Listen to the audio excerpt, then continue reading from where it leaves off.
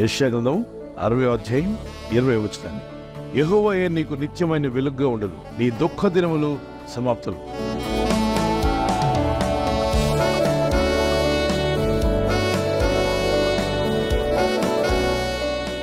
ఎందుకు నీ దుఃఖ దినాలు సమాప్తం అవుతాయి?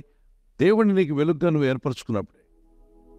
లోకం మీద ఆధారపడితే సూర్య వెలుగు, చంద్ర వెలుగు, అమావాస్య, పౌర్ణమి ఇవన్నీ కల్తీ ఉంటాయి. అంటే అవి వస్తుంటాయి, పోతుంటాయి, ఏది నిలకడగా ఉండదు. నీడ ఉందని కారు మీరు పార్క్ చేస్తారు, మళ్ళీ వచ్చేసరికి ఒక 2-3 గంటలు నీడ ఉంటుందా? ఉండదు.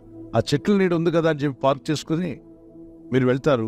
ఆఫీస్కి వెళ్ళి ఒక 5 గంటల తర్వాత తిరిగి రండి, చెట్ల నీడ ఉంటుందా, ఎండ ఉంటుందా?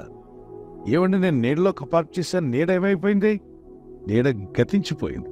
అలాగే మానవ జీవితం ఈ భూమి మీద గతించిపోయేటువంటిదట. కాబట్టి మనం ఆ వ్యక్తిని చూసాం కొన్నాళ్ళ క్రితం, కానీ ఇప్పుడు ఆ వ్యక్తి కనబట్లా. మరొక వ్యక్తితో మీరు మాట్లాడి ఉంటారు, వాళ్ళు ఈరోజు కనబడకపోవచ్చు. మనుషులు ఈ లోకంలో జీవిస్తున్నప్పుడు మానవ జీవితం నీడ ఎంత అస్థిరమట. మేము ఏమాత్రం వారము అని దావీదు అంటాడు.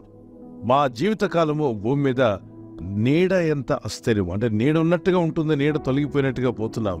కనుక నువ్వు ఇచ్చిన ఆయుష్ను బట్టి మేము స్తుతిస్తున్నాం దేవా అని. దేవుణ్ణి వెలుగ్గా చేసుకో. లోకంలో ఉన్న మనం సృష్టికర్త దేవుణ్ణి మనకు వెలుగ్గా చేసుకున్నప్పుడు మీ దుఃఖ దినములు సంతోషంగా మారతాయన్నాడు. సమాప్తము. సమాప్తం అంటే ఏంటి? ఎండ్. ఇక ఉండదు అన్నాడు. నీ దుఃఖ దినములు